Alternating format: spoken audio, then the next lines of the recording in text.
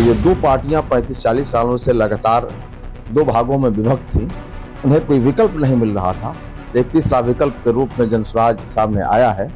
RJD NDA गठबंधन जो अपना समीकरण बनाए हैं कि मैं फला समीकरण से चुनाव लड़ता हूँ, जन बल जब जग जाता है तो समीकरण ध्वस्त हो जाता है। देखिए, समीकरण जन बल के आगे समीकरण ध्वस्त हो जाता है। अल्पसंख्यक समाज के लिए सभी कहते हैं कि मैंने किया है, लेकिन 2004 में सच्चर कमेटी का रिपोर्ट आपने उठा के देख लीजिए, आज भी उठा के देखिए, अल्पसंख्यक कहाँ हाशिए पर खड़ा है। जनसुराज चुनाव लड़ रहा है, उसकी लड़ाई डायरेक्ट मेरे समझ से मनोरमा देवी से। नमस्कार, आप लाइव सिटीज देख रहे हैं, आपके साथ मैं हूं वसीम खान। बिहार में 4 सीटों पर उपचुनाव, ऐसे में बाहुबली, दबंगई और ताकत, देखिए इन तमाम चीज़ों की चर्चा खूब होने लगी है। आफाक अहमद जो कि एमएलसी हैं, प्रशांत किशोर से जुड़े हैं और प्रशांत किशोर के मुहिम के साथ कदम से आगे कदम बढ़ा रहे हैं। बेलागंज विधानसभा सीट काफ़ी हॉट सीट बना हुआ है और काफ़ी चर्चा का विषय भी बेलागंज विधानसभा सीट है। सुरेंद्र यादव जो कि जहानाबाद से सांसद हैं, उनके पुत्र विश्वनाथ यादव चुनावी मैदान में हैं। ऐसे में आफाक अहमद ने बड़ा बयान दे दिया है। बाहुबली, दबंगई और ताकत को लेकर बेलागंज में कौन आगे बढ़ रहा है? सबसे पहले आप आफाक अहमद को सुनिए। क्या लगता है 25 में क्या लड़ाई? देखिए, 25 की लड़ाई निर्णायक लड़ाई है। जनता 40 सालों से देख चुकी है, दोनों नेताओं को, एनडीए को और आरजेडी को देख चुकी है। जनता को कुछ मिला नहीं, बच्चों को कुछ मिला नहीं, बुजुर्गों को कुछ मिला नहीं। जनता बदलता हुआ बिहार देखना चाहती है। जनसुराज बदलता हुआ बिहार के सपना लेकर आया है और निश्चित रूप से बेरोजगारी को दूर करेगा, पलायन को दूर करेगा। जो हमारा ऊर्जा, शक्ति और बुद्धि का पलायन हो रहा है, वो सभी रुकेंगे। शिक्षा में जो पलायन है, शिक्षा जो ज्ञान के धरती वाला यह बिहार जो पूर्व में ज्ञान बांटता रहा है, देता रहा है, इसके बच्चे कोटा, बंबई, केरल, महाराष्ट्र में पढ़ने जा रहे हैं। इन सभी चीजों को रोकने की आवश्यकता है।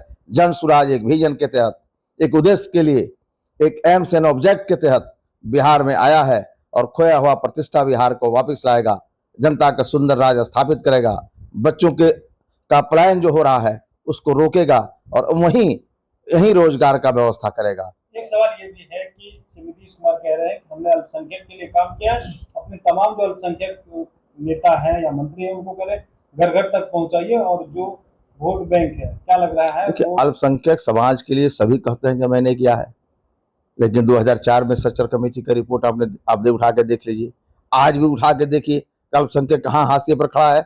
कोई पूछने वाला नहीं है। जो जहां मन करता है, जो बुझाता है बोल देता है, कहता है कि तुम भागो यहाँ से, चले जाओ दूसरा जगह।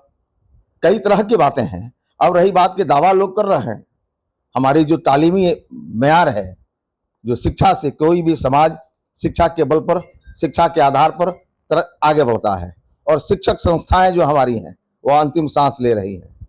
सरकार शिक्षा, हमारे शिक्षक संस्थाओं के बारे में सोच नहीं रही है।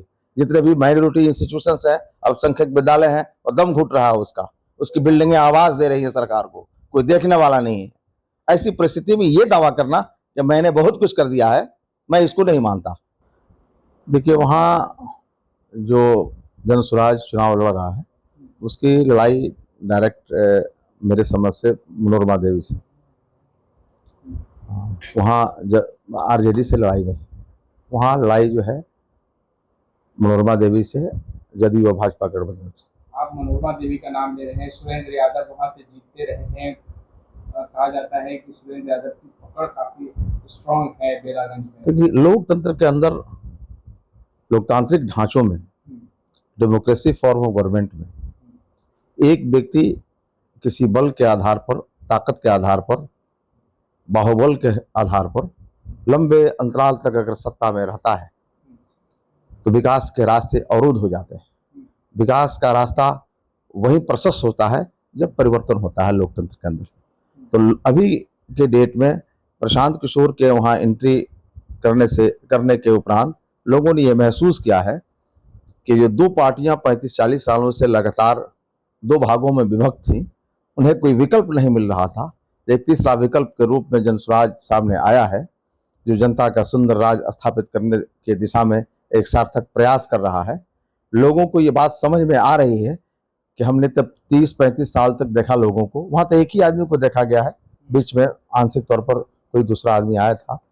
तो ऐसी परिस्थिति में जनता की एक उम्मीद और आशा जगी है और निश्चित रूप से जो भी लड़ेगा वहाँ प्रशांत किशोर से ही लड़ेगा और प्रशांत किशोर जनता के राज, सुंदर राज स्थापित करने के संकेत फैक्टर बेलागंज में जो है वो चुनाव में इस बार देखा जा रहा है और हिना साहब और ओसामा साहब राजद में वापसी हो गई है। आपको नहीं लग रहा है कि जो अल्पसंख्यक का वोट है उस पर कहीं ना कहीं राजद जो है वो नजर बनाकर है और हिना साहब ओसामा साहब के आने के बाद मैच जो है वो बदलता दिखाई दे रहा है? मुझे ऐसा प्रतीत हो रहा है कि आरजेडी एनडीए गठबंधन जो अपना समीकरण बनाए हैं कि मैं फला समीकरण से चुनाव लड़ता हूं, जन बल जब जग जाता है तो समीकरण ध्वस्त हो जाता है। 2010 में आपने देखा होगा।